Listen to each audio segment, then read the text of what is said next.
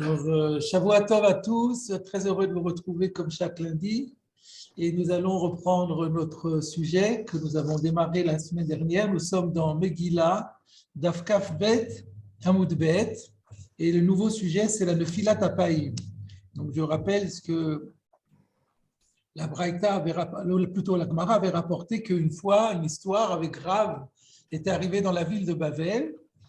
Et puis, c'était un jour de jeûne, et puis il y a eu la Kriyat Torah sur laquelle on ne revient pas. Et ensuite, qu'on avait vu qu'à l'époque, on faisait la Nefilat Hapaim après la Kriyat Torah, ou la Tfila sans doute aussi après la Kriyat Torah.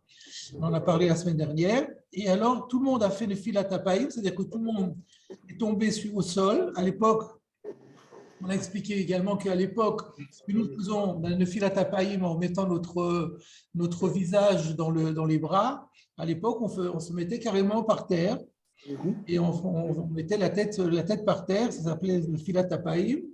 Tout le monde l'a fait sauf Rav. Alors, avant de reprendre cela, j'avais un petit commentaire à faire en plus que je n'avais pas dit la semaine dernière. Pour expliquer pourquoi est-ce que nous faisons cette Nefilat Hapaim, c'est le Tour qui rapporte cela et qui dit que, en fait, on a fait la Tfila dans toutes les positions possibles qu'un homme peut faire sa Tfila. C'est-à-dire, Yeshiva, on peut faire la Tfila assis, on peut la faire Ba'amida, debout, et Nefilat Hapaim, et en étant tombé par terre. Comme l'a fait Moshe Rabbeinu, c'est sur l'imitation de ce que Moshe Rabbeinu avait fait, parce qu'à propos de Moshe Rabbeinu, on voit qu'il est dit Va Eshev Ba'ar, je me suis assis sur la montagne. Il y a un autre verset qui dit Va Nochi Amadeti Ba'ar, Moshe Rabbeinu dit je suis resté debout sur la montagne. Et la troisième, c'est Va Et Napal, Ifne Hashem, exactement. Je suis tombé face contre terre devant Hashem. Et le tour dit, c'est la raison pour laquelle après les Tachanoulim, nous disons Vanachdu l'oneda manassé.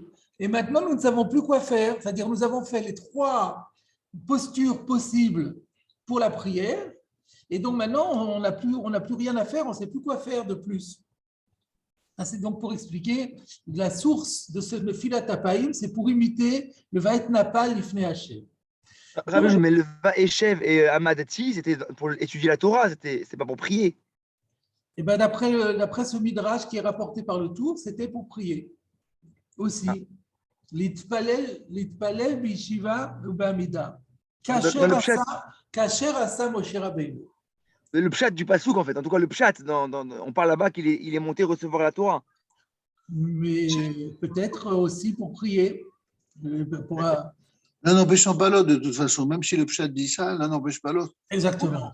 On verra dans la Gemara elle-même que je crois que c'est Rava qui disait que lui, désormais, il prie toujours, il étudie toujours à l'endroit où il prie. Et donc, l'un n'empêche pas l'autre. Oui, c'est vrai. Alors, on avait posé la question, pourquoi Rav a refusé de faire le Nefilat Hapaim alors que tout le monde l'avait fait? On avait répondu parce que il y avait le Beth Knesset de Bavel en question était couvert, le plancher était recouvert de pierre. Et il y a une défense de la Torah, Even Maskit Lotidnu Bartzachem Lishtachavot Alea, qui nous fait interdiction de nous prosterner, même si c'est devant Hachem, mais sur un revêtement de pierre. Et c'était le cas, donc c'est pour ça que Rav ne l'a pas fait. Alors on est resté à ce stade-là dans la Gemara. On va reprendre la Gemara. C'est en face du Tosfot En Adam Chashuv. Vous avez en fin de ligne dans la Gemara Iachi. La Gemara pose la question et dit Iachi, mais dans ces conditions, si c'est ça la raison pour laquelle Rav s'est abstenu de se mettre par terre, Maïri à Rav, pourquoi seulement Rav? Afilou Koulou Nami, mais toute la communauté aussi n'aurait pas dû faire Nefilat Hapaim. Or, on a bien précisé dans l'histoire que tout le monde l'a fait sauf Rav. Donc, si on dit que la choule, la synagogue, possédait un plancher en pierre, c'est toute la communauté qui aurait dû s'interdire de faire le Nefilat Hapaim sous peine de transgresser la défense de Even Maskit. Réponse de la Gemara Kameh de Rav Avai. En vérité, tout le plancher n'était pas en pierre. C'est juste à l'endroit où Rav se tenait qu'il y avait un espace recouvert de pierre. Donc Rav ne pouvait pas faire le Filat HaPaïm, mais les autres qui n'avaient pas ce problème pouvaient le faire. Il aurait pu se déplacer aussi, Rav, dans un endroit. Bravo, Michael, tu vanta la couchia chez la Gemara. La Gemara demande, velezil les gabet siboura, velin poule à la paix. Mais alors, il n'avait qu'à se déplacer et aller à l'endroit où se trouvait la communauté. Et il aurait fait là-bas, ne filat HaPaïm comme tout le monde. Réponse de la Gemara, lo baï le mitrach tzibura. Il n'a pas voulu causer de torah tzibur, de gêne pour la communauté. Quel gêne y aurait-il eu? Regardez Rashi. Lo asra, lo baï mitrach tzibura, chez im yelech yamdu bipanav. Parce que si Rav se déplace pour aller à un endroit où il n'y a pas de pierre, il va traverser toute la synagogue et tous les gens qui étaient assis, ils vont devoir se lever. Et ça, c'est un Torah Tzibour. C'est toujours un problème quand le rabbin traverse la synagogue en plein milieu, tout le monde se lève, c'est gênant. Alors Rav n'a pas voulu, il a sacrifié la Nefilat HaPaïm pour ne pas être matriarche le Tzibour. Je vais marquer une pause ici. Et je vous propose donc là de faire un petit commentaire. Dans le Rambam, au 5e chapitre des Ilchot Tefila, Perekei Ilchot Tefila, Halacha Yud Dalet, le Rambam, dans son Mishneh Torah, écrit la chose suivante. Umutar le Adam litpalel b'makom ze v'lipol al panav b'makom acher. On a le droit, un homme a le droit de faire sa tefila, sa amida dans un endroit et de faire la nefilat HaPaïm qui suit dans un autre endroit. Cette règle d'ailleurs est rapportée dans le Mishnah Bora, dans le Siman Kuf Lamed Aleph. Dans le Siman Kuf Lamed Aleph, on dit d'abord, le Shulchan Aruch rapporte qu'on n'a pas le droit de parler entre la nefilat HaPaïm et entre la amida, entre la chazara de la amida et la nefilat HaPaïm. On va y revenir dans quelques instants. Ça, c'est ce que dit le Shulchan Aruch. Et le Mishnah Bora rajoute à cet endroit, au nom du Magen Avraham, qu'on a le droit, par contre, de faire sa nefilat HaPaïm dans un autre endroit que celui où on avait fait la Hamida.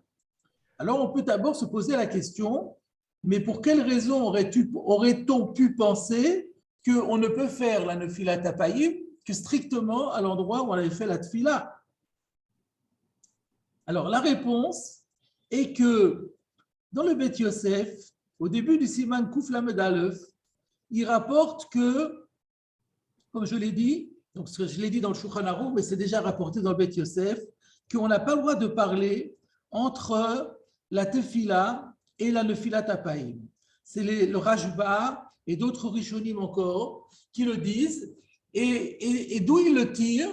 Il le tire d'une fameuse Gemara dans Bava Metzia, d'Afnuntet Amoudbet, à propos de Tanuro Shel Achnai. Vous vous rappelez de la fameuse histoire de la machloket entre Rabbi Eliezer et Rabbi Yoshua, que Rabbi Eliezer a voulu dire que la lacha était comme lui et il a fait toutes sortes de miracles pour y arriver. Finalement, il n'a pas été suivi par la majorité. Et plus que ça encore, Rabban Gamliel, qui était le Nassi du Sanhedrin, a décidé l'excommunication de Rabbi Eliezer parce qu'il donnait un mauvais exemple de si le Yachid se mettait à être collègue sur le Tzibour, sur le Rabbim, c'était un très mauvais exemple. Et à ce moment-là, la Gemara nous dit que suite à ça, Rabbi Eliezer avait de la kpeida sur Rabban Gamliel, qui était le président du Sanhedrin, mais qui était aussi son beau-frère. Comment était-il son beau-frère? Parce que la femme de Rabbi Eliezer, qui s'appelait Ima Shalom, était la sœur de Rabban Gamliel. Et la Gemara de Bametzi à la Fnoutet nous dit que Ima Shalom, la femme de Rabbi Eliezer, sœur de Rabban Gamliel, a empêché Rabbi Eliezer de faire la Nefilat Hapaïm à partir de ce moment-là. Parce qu'elle avait trop peur que s'il fait Nefilat Hapaïm et qu'il déverse pendant ce moment-là sa rancœur contre Rabban Gamliel, que ça puisse être néfaste pour son frère Rabban Gamliel. Et c'est d'ailleurs ce qui s'est passé. Une fois, elle a fait un mauvais calcul, elle a cru que c'était Rosh Chodesh et que donc il n'y aurait pas de Nefilat Hapaïm. Donc elle a laissé son mari de côté et son mari a fait Nefilat Hapaïm. Et quand elle s'en a rendu compte, c'était trop tard. Rabban Gamliel était mort. Ça, c'est le passage bien connu de la Gemara de Bava Metzia. Et les Rishonim demandent, mais comment elle a fait, la femme de Rabbi Eliezer, pour l'empêcher de faire le Nefilat Hapaïm? Est-ce qu'elle était constamment à ses côtés et chaque fois qu'il voulait faire le Nefilat Hapaïm, elle l'en empêchait? Et la réponse est non. En vérité, la Nefilat Hapaïm, pour être efficiente, doit se faire immédiatement après la Hamida ou après la Chazara de la Hamida. Et donc, comme c'était à ce moment-là que c'était dangereux, elle, Ima Shalom, la femme de Rabbi Eliezer, attendait toujours ce moment-là. Au moment où Rabbi Eliezer terminait sa Hamida, elle se mettait à lui parler, à lui faire la conversation. Donc, elle créait un hefsek entre la Tfila et la Nefilat Hapaïm. Et du coup, la Nefilat Hapaïm n'avait plus d'effet. Et c'est de là qu'on apprend qu'on n'a pas le droit de parler entre les deux, parce que en fait, on n'a pas le droit, c'est pas qu'on n'a pas le droit, mais que si on parle, alors on dégrade la valeur de notre prière et de la Nefilat Hapaïm qui n'aura plus d'effet. Et la question se pose, mais pourquoi, d'où vient cette nécessité de ne pas parler entre les deux? Et là, le Beth Yosef rapporte un Orchot Chaim qui dit que Tfila ou Nefilat Hapaïm, que Tfila Arichta. En réalité, il faut concevoir la Nefilat Hapaïm comme un appendice de la Tfila. C'est la prolongation de la Tfila. La Tfila se poursuit avec la Nefilat Hapaïm. Voilà, et donc c'est la raison pour laquelle il ne faut pas faire de hefsek, puisqu'on est encore un peu dans la Tfila. Alors, du coup, nous comprenons maintenant ce que dit le Rambam. À partir du moment où on admet que la Nefilat Hapaïm, c'est que Tfila Richta, c'est une prolongation de la prière, on aurait pu penser que puisque c'est la prolongation de la prière, on est obligé de la faire au même endroit.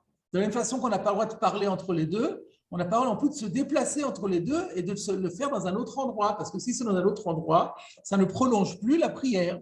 Voilà ce qu'on aurait pu penser. Il était donc bienvenu de la part du Rambam, et repris par le Magen Avraham, puis le Mishnah Bora, de nous dire que sur ce plan-là, il n'y a pas de contradiction. Et si on a une nécessité quelconque, eh bien, on a le droit de faire la tfila dans un endroit A et la tfila Hapaïm dans un endroit B, pourvu qu'on ne parle pas entre les deux. Je comprends pas Ça, trop. c'est une première introduction. Oui. Je comprends pas trop parce qu'il n'y avait pas de Meritza à l'époque. C'était en semaine en plus. Pourquoi elle va à la choule en semaine? C'était bien pour interrompre interrompre son mari. Je vois pas sans ça qu'est-ce qu'elle faisait. Je n'ai pas compris la question. Encore une fois, d'abord, c'est pas sûr que Rabbi Eliezer allait à la choule puisqu'il était en Kherem. Quand il était en Kherem, il faisait la tfila birchidout. D'accord. Il faisait la tfila à la maison. D'accord. Et donc, elle surveillait son chemin esclé. Oui, d'accord. Quand il terminait, il faisait les 3 pas en arrière. Elle lui tombait dessus en lui disant un sujet intéressant. Et du coup, Oui, d'accord. Pardon. Très bien. La question. Alors la question. On peut se demander pourquoi. Pardon? Pourquoi changer de place, changer d'endroit, c'est pas un hefsek, puisque c'est comme la suite de la Hamida. C'est moins hefsek. C'est comme dans le halakha aussi, c'est comme ça. Si par exemple, il y a une halakha qui est peu connue, imaginez que vous êtes en train de faire la Hamida et qu'il faut intercaler, disons, Yalé Veyavo, et que vous ne connaissez pas Yalé Veyavo par cœur. Ou encore, vous avez oublié de dire Yalé Veyavo et vous ne vous rappelez plus de la halakha, est-ce qu'il faut recommencer ou pas? Est-ce que vous avez le droit d'aller à la bibliothèque, chercher un sefer pour trouver la réponse? Oui. Et ensuite revenir à votre place? On peut le faire et ce n'est pas considéré comme un hefsek. Oui, effectivement. Mais si vous dites un seul mot, c'est terminé, c'est un hefsek. Donc, donc le Hefsek par la parole est plus fort que le Hefsek par le mouvement.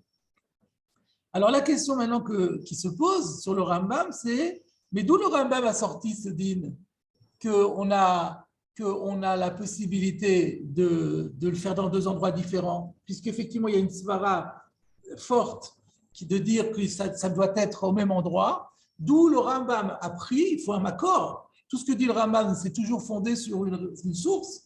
Quelle est la source du Rambam pour autoriser le déplacement? La Gemara, elle demande pourquoi Rav, il ne s'est pas déplacé. Et elle n'a pas répondu parce qu'on n'a pas le droit de se déplacer. Et Gemara, elle a dit parce qu'il ne voulait pas déranger le Tzibour. Sans ça, il se serait déplacé. C'est la preuve qu'on a le droit. Exactement. Mais tu as dit ça de manière un peu compliquée. Il suffisait quand tu as parti de la réponse, il fallait partir de la question. Donc, c'est le Lechem Mishneh. Le Lechem Mishneh dit que la source du Rambam, c'est de notre Gemara, de la question de la Gemara qui a dit Velezul le Gabet Tzibura.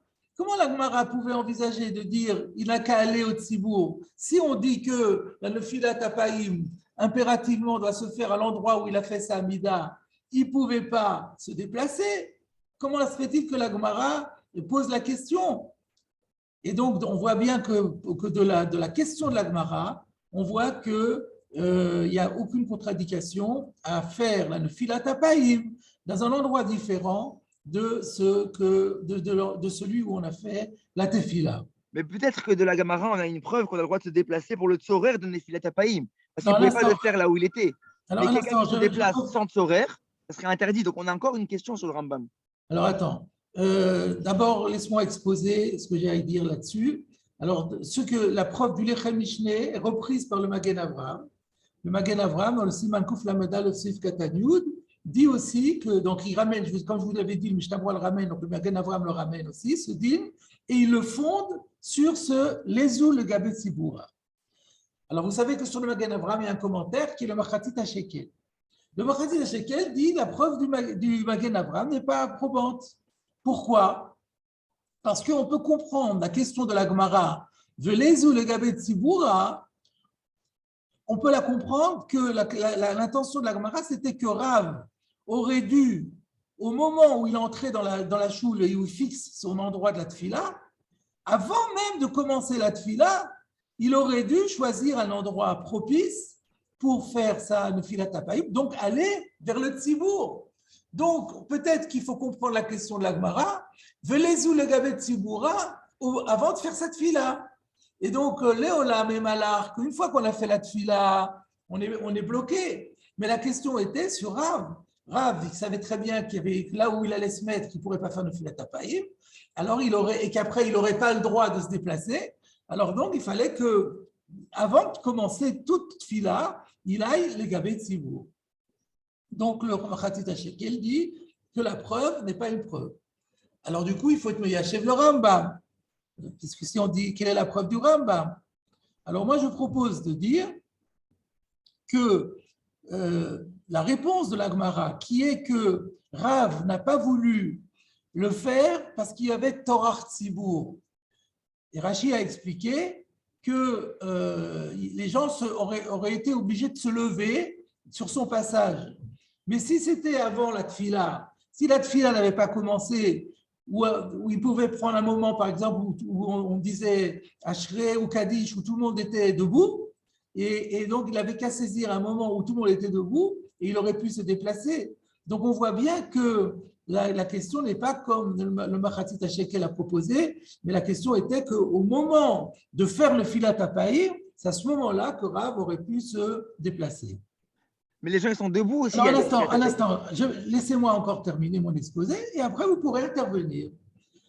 Alors, le Pri Megadim, quant à lui, il dit qu'on peut, lui aussi, il dit qu'on pourrait réfuter la preuve du Rambam, mais pour une autre raison, à savoir que la raison pour laquelle la Gemara a dit que Rav pouvait se déplacer, c'est peut-être que la Gemara savait que Rav n'avait pas besoin d'aller très loin pour trouver un endroit sans pierre. La Gemara savait qu'à moins de 4 coudées, il pouvait trouver un endroit sans pierre. Et donc, à ce moment-là, il n'y a pas de problème parce que ça s'appelle, tout tant qu'on reste dans les 4 coudées, ça s'appelle makom echad. Quand on dit qu'il faut être même au même endroit, ça ne veut pas dire au centimètre près. Ça veut dire tant qu'on reste dans un carré ou un cercle de rayon de 4 coudées, ou plutôt de diamètre de 4 coudées, on reste dans le même endroit. Donc le prix Megadim dit peut-être que quand la Gemara elle a dit les ou le Gabet Tziboura, ça veut dire qu'il fasse quelque part en direction du Tzibour, mais tout en restant dans les quatre coudées, et dans ce cas-là, il n'y a pas de problème. Donc là aussi, la preuve, pour cette raison-là aussi, la preuve pourrait être réfutée. Donc moi aussi, j'essaie de répondre à la question du prix Megadim pour être Meyachev le Rambam, et je propose de dire que, en fait, les réponses que la Gemara donne, en fait, la Gemara ne sait rien. Elle ne sait pas du tout comment était la choule. Quand elle a dit qu'il y avait de la pierre, elle ne savait pas que c'était de la pierre. Elle a dit, je propose de dire que Rav n'a pas voulu se prosterner parce qu'il y avait un plancher de pierre. C'est pas que c'était sûr, mais on a construit la réponse en fonction de la question.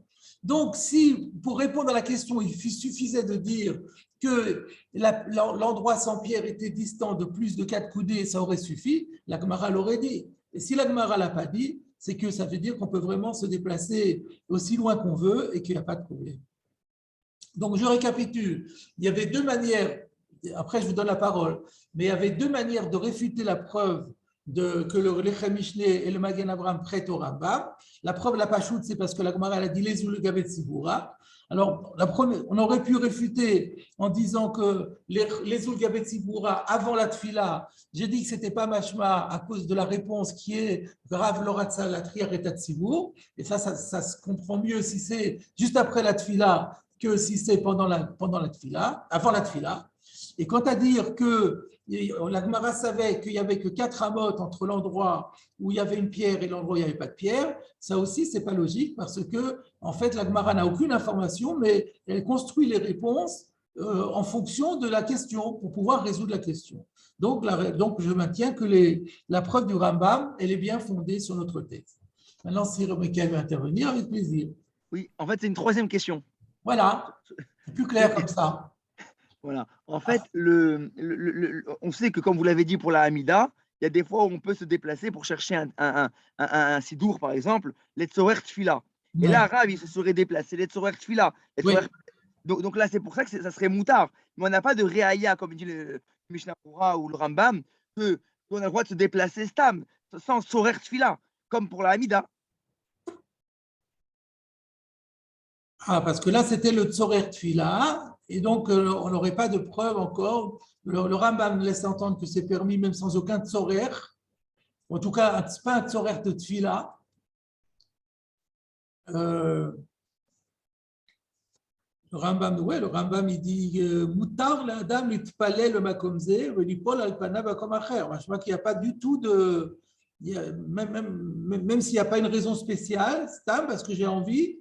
Ça va aussi.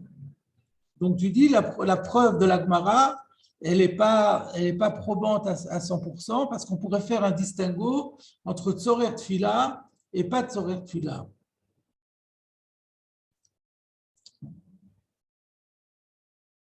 Parce que ça, c'était Tzorer Tfila parce qu'il ne pouvait pas faire autrement.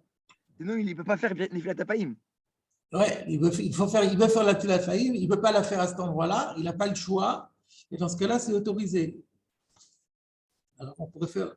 Ce qu'il faudra dire, c'est que le Rambam pense que ce chilouk-là n'est pas. D'accord, mais le Magen Avraham, il le ramène, et le Mishnah Berurah aussi, il pense qu'on peut se déplacer pour la Hamida, ce qui n'est pas le cas si ce n'est pas de Tzorer Tfila. Et il compare la Hamida au Tfilat Tapaïm, c'est un Hemshech. Je n'ai pas compris. Le Magen Avraham, il ramène juste la Gemara ici, c'est tout. Mais le Mishnah Berurah, il est d'accord qu'on peut se déplacer au milieu de la Hamida que les Tzorer Tfila. Non, mais il n'a pas du tout parlé de ça ici. C'est moi qui avais. Parce que moi, j'avais voulu répondre à une question de Chai qui avait dit mais pourquoi finalement on fait la différence? Pourquoi est-ce que le déplacement n'est pas? Alors, j'avais juste donné cette illustration pour dire un déplacement, ce n'est pas la même chose que des paroles, c'est tout. Mais cela dit, si on considère que le déplacement est problématique, Tzorer ou pas Tzorer, ça ne change rien. D'ailleurs, même dans l'exemple que j'ai donné, l'exemple n'est pas à 100% parce qu'on a le droit d'aller voir le livre, mais il faut se remettre à sa place pour continuer la tfila. On n'a pas le droit de faire peut-être la même amida dans deux endroits différents, ça sera encore à vérifier. En tout cas, ce qu'on peut dire, c'est que pour le Rambam pense, c'est que c'est binaire. C'est-à-dire, soit on considère que déplacement égale F-sec, et si déplacement égale F-sec, alors tzorer ou pas tzorer, ça ne change rien. Et dans ce cas-là, autant qu'il ne la fasse pas parce que ça n'aura pas d'effet. Ou bien le déplacement ne fait pas problème, et même le khatrila, on peut le faire. Voilà ce qu'il faudra dire. C'est la svara du Rambam. Ah, bonjour le Rabbin Malka. Oui, le Rabbin Malka nous signale que le grand Rabbin Goldman est sorti de clinique, effectivement. Je l'ai eu au téléphone vendredi, il était déjà à la maison. Et mais il a encore besoin de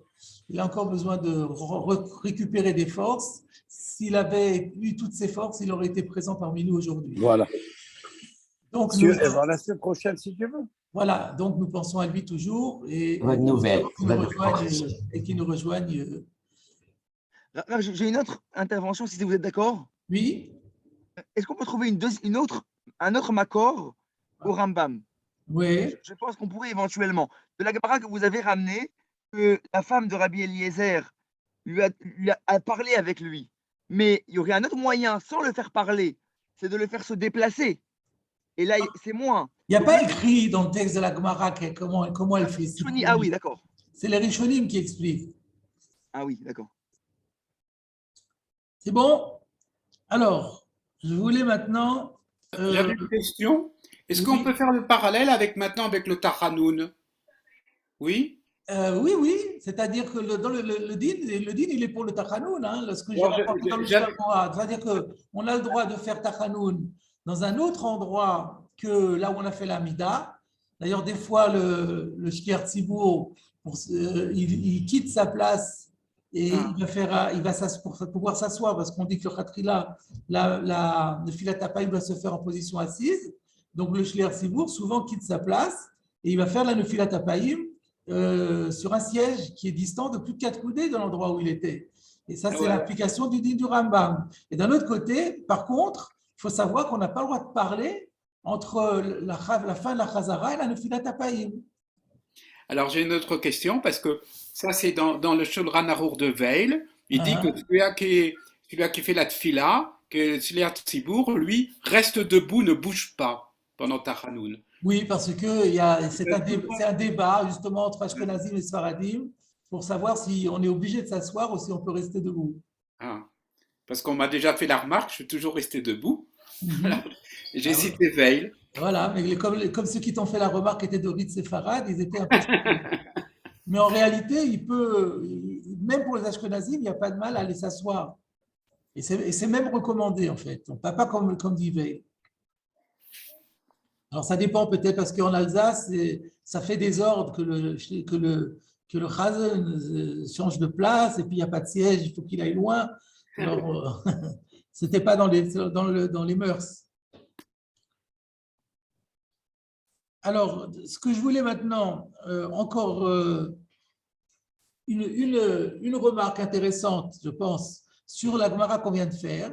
Donc, la Gemara a demandé pourquoi est-ce que Rav n'a pas fait cela, pourquoi il ne s'est pas déplacé. Et la Gemara a répondu parce qu'il n'a pas voulu déranger le Tzibour. Alors, le Rivash, dans ses Sheilot, donc Rabbi Yitzhak Bar Sheshet Bar Fad d'Alger, bien connu, dans ses Sheilot ou Tshuvot, numéro Tav Yudbet 412, dit que, il donne un din, je vous donne une halakha, que la Nefilat Apayim n'est pas une obligation à la base. Elle ne fait pas partie des Chovot Fila, c'est Minaga, c'est la coutume. Bon, la coutume à force de loi, mais à la base, ce n'est pas une obligation instituée par nos sages, c'est une coutume. Et cette même position est rapportée par le Tour au nom de Rav Netrounaï, qui est plus ancien que le Rivash en vérité, qui est un Gaon, Rav Netrounaï Gaon. Donc, il est admis que Rav Netrona Gaon et le rivage, donc il est admis que la Nefilat Apayim n'a pas le même degré d'exigence que la Hamida, c'est juste une coutume. La question qui se pose, c'est d'où on le sait, d'où ces Rishonim-là le savent. Le Pri Hadash, toujours dans notre chapitre Kouf Lamed Aleph, dit que la source en est de notre Gemara encore. Vous voyez, c'est que cette Gemara de 2 lignes, elle est très riche en fait d'enseignements. Parce que on a dit que Rav l'a pas fait pour ne pas déranger le tzibour. Si on dit qu'il y avait une chova de faire le filat apayim, si on dit que le filat apayim c'est pas une coutume donc facultative, mais c'est une obligation de Chazal, eh bien cette obligation, comme Rav n'avait pas le choix, s'il voulait faire cette nefilat apayim, ne pouvant pas le faire à sa place où il y avait des pierres, étant obligé de se déplacer et en se déplaçant de gêner le tzibour, il n'avait pas hésité, il aurait dû être matriarche le tzibour pour pouvoir accomplir son obligation. Donc le fait que pour éviter un torah tzibour, il se soit abstenu de faire la nefilat apayim, c'est la preuve que la nefilat apayim, c'est seulement un minag et pas une obligation. Voilà comment le Pri Hadash éclaire le din de Rav Netrona Gaon et du Rivash. Encore une petite remarque grave, très légère. C'est, sauf kol sauf, pourquoi Rav, à la base, avant la tfila, il s'est rendu dans un endroit où il y avait des pierres. Alors c'est vrai, le Machatzit Shekel, il fait ça comme une she'ela.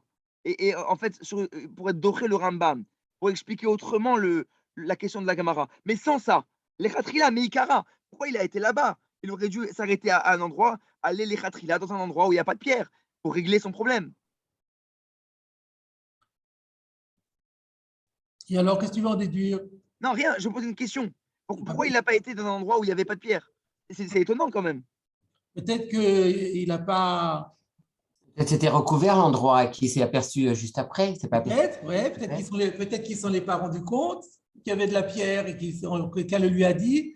On verra plus tard qu'il y a des situations où la pierre est recouverte de terre et il faut être au courant qu'on avait mis des pierres en dessous.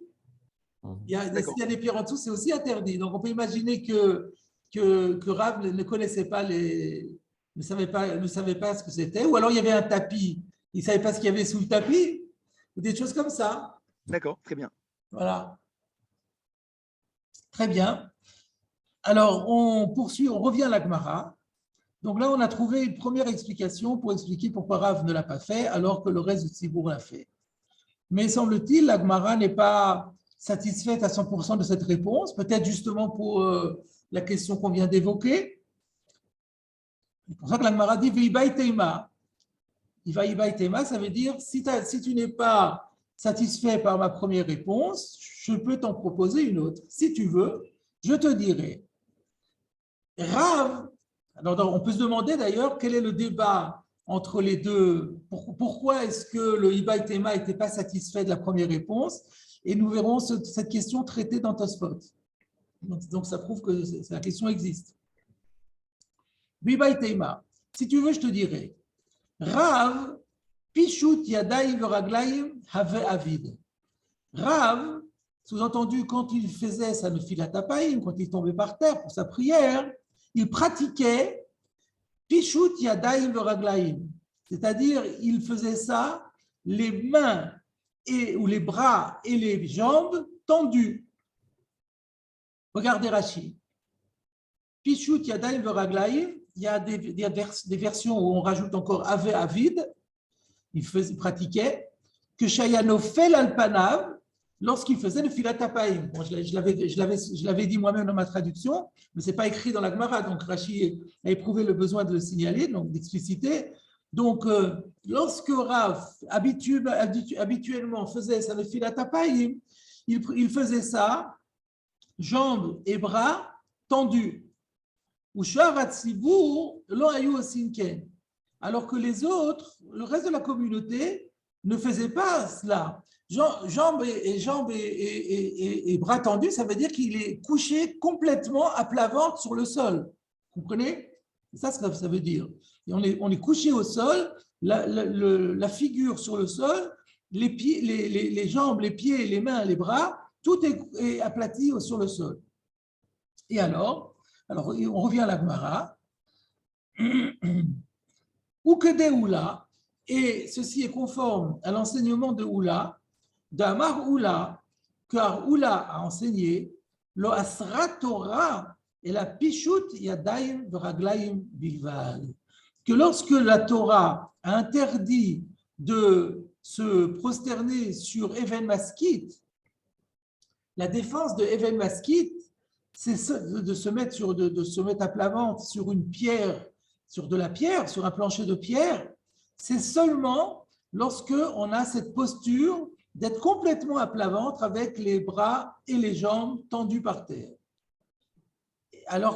Et donc c'est pour ça que Rav ne pouvait pas le faire, parce que là, comme il y avait de la pierre, il aurait transgressé l'interdit de Even Maskit.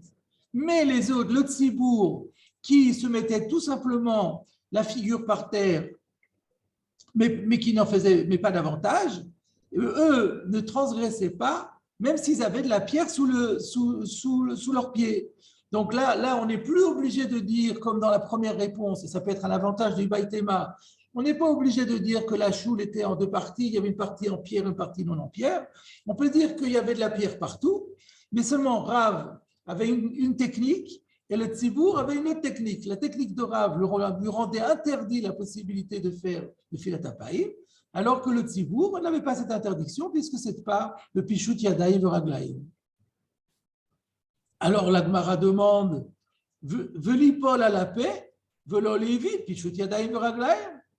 Alors, plutôt que de ne rien faire, Rav n'avait qu'à faire comme tout le monde, c'est-à-dire tomber sur sa face, mais sans faire exceptionnellement le Pishut Yadayim V'Raglayim, où on est complètement étendu, le ventre complètement sur le sol, avec les jambes et les pieds. Il n'avait qu'à faire comme tout le monde, finalement. La Gemara répond Lo meshani miminage. Rashi, donc littéralement je traduis quand même, l'homme Shani, Rav ne voulait pas changer, Minage, sa façon de faire, son habitude. C'est ce que dit Rashi, l'homme Shani, lo aya rotse, parce que l'homme Shani, ce n'est pas très clair, alors Rashi l'explicite, lo aya rotse les shanot minago. Rav ne voulait pas modifier sa façon habituelle de faire. Il préférait ne rien faire du tout que de faire d'une manière différente de ce qu'il faisait d'habitude. Donc, c'est la deuxième réponse de la Gemara, que là, il y avait de la pierre partout, mais c'est la technique de Rav qui différait de celle du Tzibour. C'est pour ça que Rav ne pouvait pas faire comme le Tzibour. Enfin, c'est pour ça que Rav ne pouvait pas faire alors que le Tzibour pouvait le faire. Alors là encore, j'ai un commentaire à faire avec une implication à l'Afrique. Dans le Siman Kouf Lamed Aleph, toujours dont nous parlons, dans le Sha'arei Teshuvah, au Suif Katan Bet, il écrit ainsi B'Shiyurei Bracha, vous savez qui a écrit le Shiyurei Bracha? Le Chida. Le Chida, dans son Shiyurei Bracha, Katav B'Shem Ma'ara Chizkuni. Donc Ma'ara, c'est Resh Aleph, je ne sais pas je n'ai pas trouvé quel était le nom du Chizkuni en question, de Sefer Shteyadot. Donc il y a un Rav Chizkuni qui a écrit un Sefer Shteyadot et dont l'initiale du prénom c'est Aleph. C'est peut-être Avraham, mais ça peut être aussi Aaron ou Ephraim, donc je ne sais pas. Donc, ce Rav Chizkuni, dans le Sefer Shteyadot, dit que le Sha'a Shatzibur Noflim, si on se trouve dans le Bet HaKnesset, au moment où toute la communauté fait le Filat Hapaïm, Afsheu lo itpalel imahem, même si lui n'est pas synchro avec eux, il n'est pas en train de faire la prière avec eux, Sarir Lasot, le Filat Hapaïm imatzibur. Il doit faire le Filat Hapaïm avec la communauté. Ou le Chassot Atzmo Betalit. Et aussi se recouvrir la tête du talet, que moi je suis aussi l'Atzibur, comme tout le monde. Afsheu et non Omer le Filat Hapaïm. Et là il rajoute, parce que jusqu'à présent j'avais compris, c'est-à-dire quelqu'un est en train d'étudier dans le Bet HaKnesset, il a déjà fait la Tfila avant, mais il est resté pour faire la Fayomi. Et maintenant il y a un deuxième minyan, Et ben, au moment où il faut le filat tapaïm, il doit refaire le filat tapaïm pour ne pas se désolidariser avec le tzibour. Il y a beaucoup de dinim comme ça. Lorsque le Kaal dit Modim Anachnulach, on doit dire Modim Anachnulach. Lorsque le Kaal dit Aleinu le Shabeach, on doit dire Aleinu le Shabeach. Quand le Kaal dit Ashre, on doit dire Ashre. Quand c'est des passages d'importance, on ne doit pas se désolidariser du tzibour. Donc là, moi aussi, j'avais pensé que ça veut dire qu'ils font le filat tapaïm, c'est important, on doit faire avec eux. Mais là, il rajoute autre chose. Av shehu omer le filat, shehu eno omer le filat tapaïm, shehu omer le psuké de Zimra, vekayotse. Et donc, il parle maintenant d'un cas de quelqu'un qui est en retard. Et donc, très en retard, puisque lui, il est encore dans le psuké de Zimra, et que les autres sont déjà dans la filat tapaïm. Peut-être qu'il est en avance par rapport au minan suivant. En tout état de cause, là, il ne pourra pas s'interrompre, parce que une fois qu'il a dit Baruch She'amar, il ne peut pas s'interrompre. Même s'il ne s'interrompt pas, mais il doit faire les gestes. C'est-à-dire, il doit faire les gestes de la Nefilat HaPa'im, comme nous on fait, en mettant la tête sur le bras et recouvrant du talit. Pourquoi ? Pour que au moins la posture soit la même, pour que ce ne soit pas choquant, qu'il donne une impression extérieure de désolidarisation vis-à-vis du tzibour. Et c'est ce qu'il dit d'ailleurs. Voilà, il ne faut pas donner l'impression d'être poresh minat tzibour. Donc ce din est rapporté par le Sha'arei Teshuvah, que le Chida a lui-même validé, qu'il faut faire attention lorsqu'on est dans un bet Knesset où il y a un tzibour qui fait le filat HaPa'im, eh ben, on doit faire la Nefilat HaPa'im avec eux, au moins, à défaut de dire les mots, mais au moins d'adopter la posture. Il y a un auteur qui s'appelle Magen Giborim et qui a écrit, dans son Magen Giborim, il y a une partie qui s'appelle Magen HaElef. Donc, toujours sur le Siman Kuf Lamed Aleph, le Magen Giborim dans le Siman Kuf Lamed Aleph, dans son Magen HaElef, Suv Katan Bet, il est possède le contraire. Et il dit que ce n'est pas la peine, dans un cas comme celui-là, où on est en train de faire les psoukés de Zimra, on n'a pas besoin de s'arrêter de faire ces psoukés de Zimra, on peut tranquillement continuer sans se joindre au geste du tzibour. Et sur quoi se base-t-il ? Sur notre Gemara. Puisque qu'est-ce qu'on a vu dans notre Gemara ? Que tout le tzibour a fait le filat HaPa'im. Et Rav, lui, il ne l'a pas fait. Et pourquoi il ne l'a pas fait ? Parce qu'il ne voulait pas changer son minag. D'accord, il ne voulait pas changer son minag, mais qu'est-ce qu'il fait avec le din de Shelo Yifrosh Atzmo Minat Tzibour ? Il avait au minimum, même s'il ne voulait pas faire la Nefilat HaPa'im parce que ce n'est pas sa façon de faire, mais au moins qu'il fasse les gestes de Nefilat HaPa'im comme les autres pour ne pas être considéré comme quelqu'un qui est pour Minat Tzibour, si la halacha est telle que le Chida l'a dit. Et donc, on est bien obligé de conclure que si Rav a bien fait cela, c'est qu'il n'y a pas de kpeida, c'est-à-dire qu'il n'y a pas cette règle-là d'accompagner le tzibour par les gestes. Et donc, si Rav a estimé que pour lui, ce n'était pas nécessaire, on pourrait en déduire que si quelqu'un est dans les psoukés de Zimra, eh ben, il n'aura pas plus la nécessité de le faire, parce que quelle différence on peut faire entre l'un et l'autre. Donc apparemment, l'objection du Magen Giborim, elle est solide. Et donc la question se pose, mais qu'est-ce qu'ils vont faire le Shiurei Bracha et le Chizkuni ? Pour répondre à cette question, ils connaissent bien notre Gemara, pourquoi ont-ils considéré que malgré la Gemara qui a dit que Rav s'est abstenu de le faire, eux ils disent qu'il y a une obligation d'accompagner le Tzibour. Quelqu'un a une idée ? Moi j'avais une question après. D'abord répondre à ma question et après on verra les autres questions. Peut-être qu'il est possède comme le premier Ibaïtéma. Très bien, moi aussi j'ai pensé à ça. Puisqu'on a plusieurs Ibaïtéma, il y en aura même un troisième encore. Et donc chaque fois qu'on a dit qu'il y a un Ibaïtéma, c'est qu'il y a un désaccord entre un ou plusieurs désaccords entre un Ibaïtéma et l'autre. Donc on dira tout simplement que après ce Ibaïtéma, il y en a un nouveau. Et pourquoi il y en a un nouveau ? Pourquoi il ne s'est pas satisfait des deux premiers ? Parce que dans le deuxième, ce qui les gênait, c'était le fait de dire qu'à cause d'un refus de changer son minag, Rav a pris le risque d'être Poresh une Tzibour. Et ça, c'est pas possible. Et c'est pour ça qu'il faut trouver un troisième Ibaï Tema. Le premier Ibaï Tema a déjà été réfuté par le deuxième. Le troisième le réfute et le premier et le deuxième. Et il dira le troisième. Donc, c'est comme ça, certainement, qu'on pourra être Moyachev, le Shiur et Bracha. Bravo, Michael. Alors moi j'ai actualisé ma question. Aujourd'hui pour Tachanoun, si on a un jeudi ou un lundi, moi je fais mon Tachanoun et là où je suis, ils font Vayavor et je reste assis parce que c'est pas Oh, mon minag. oh là là, c'est pas bien ça. Oui, Ah c'est non, pas mon minag. ah non, non, mais là, on peut pas. Quand le Tzibour fait Vayavor, Ouais. on est obligé de répondre Vayavor avec le Tzibour. Ah bon. Et moi, je suis dans la même situation que toi, parce que je Ouais. suis un Oussar Sfard, et ben, je fais bien attention de répondre à Vayavor systématiquement. D'accord. Voilà. J'ai une petite question, Rav.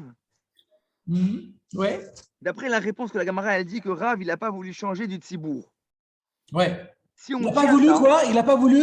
il n'a pas voulu changer de son minag. Son minag, oui. Il n'a pas voulu changer son minag. J'ai une question. Pourquoi la Gemara, au début, elle a besoin, Bichlal, de dire qu'on parle de Ritzpat chez Lavanim?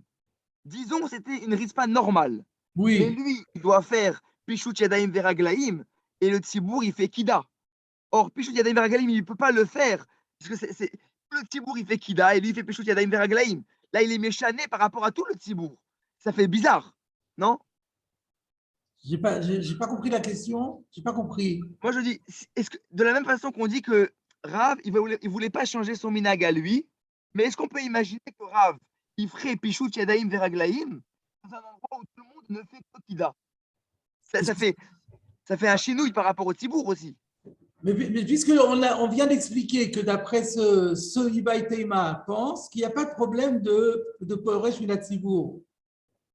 De toute façon, on voit bien qu'il pense comme ça, puisque Rav va rien faire, il va rester tranquillement dans son coin, alors que tout le monde fait le filat apaïm. Kalvachomer, qu'on est d'accord que de faire le filat apaïm, un de cette façon et l'autre d'une autre façon. Alors, d'accord. Alors, d'après la deuxième réponse de la Gemara, que c'est difficile de ne pas faire pareil. Il faut faire pareil. Faut pas Ça être Poresh. fera le troisième Ibaï Teima, alors. On l'a pas encore vu. On l'a pas encore vu le troisième. On l'a pas encore vu. Il faut attendre. Hein? Attends la suite alors. Ben oui, il faut attendre la suite. Mais avant de faire la suite, il y a un Tosfot à faire. Alors, on va faire le Tosfot.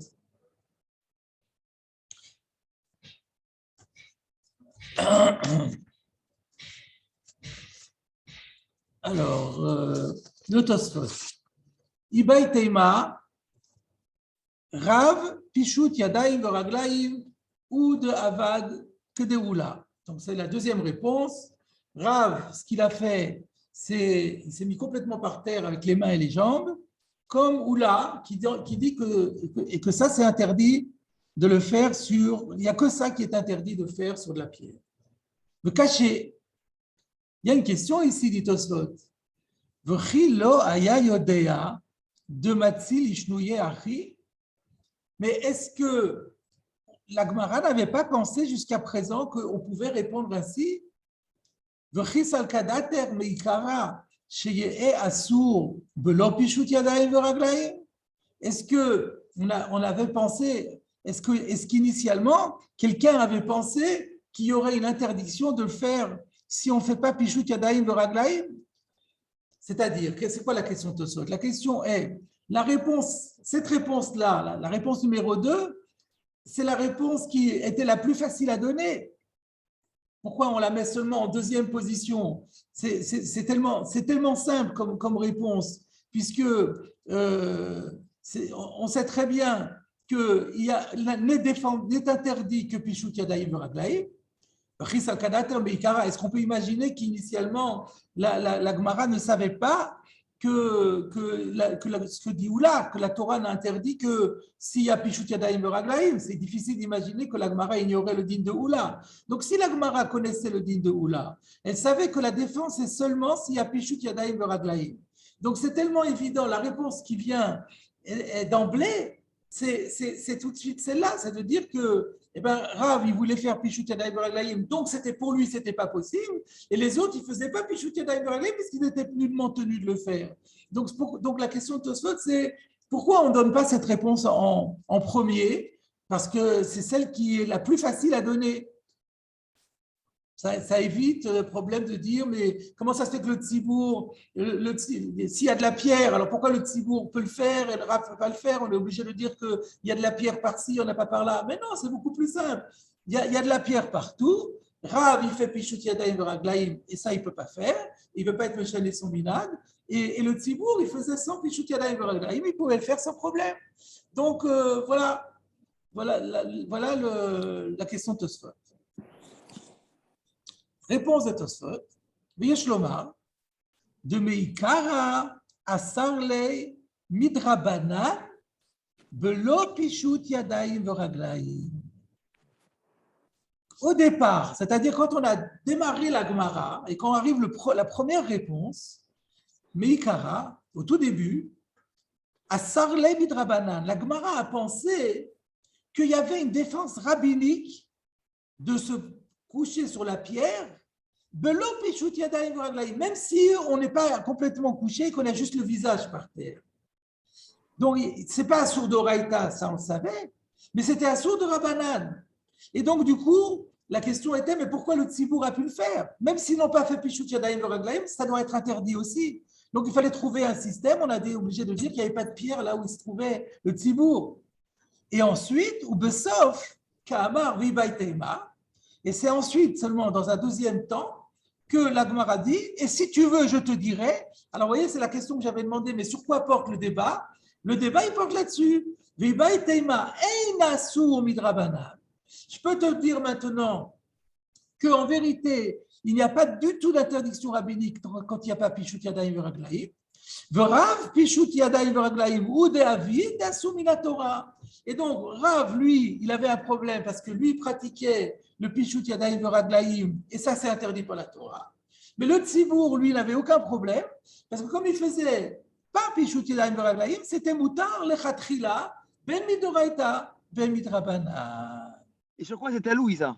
Donc, en résumé, le Tosfot nous dit que le désaccord qu'il y a entre le Lishna Kama et le Lishna Tinyana, entre la première réponse et la deuxième réponse, c'est justement de savoir si, à part le Issour d'Oraïta, de Even Maskit, qui ne concerne que Pishut Yadayim Veraglaim, est-ce qu'il y a un Issour de Rabbanan sans Pishut Yadayim Veraglaim? Au début, on pensait que oui, donc c'était plus difficile, la question était plus difficile à résoudre. Et dans le Ibaï Tema, on a envisagé de dire que c'était permis. Mais sur quoi c'est à Louis? Pourquoi au début on pense oui, après on dit non? Il y a un Yesod certainement qui explique. Ben oui, alors on va y venir, mais la logique de dire, il est presque plus logique de dire que c'est assour que de dire que c'est moutard. Si vous pouvez fermer la caméra, s'il vous plaît.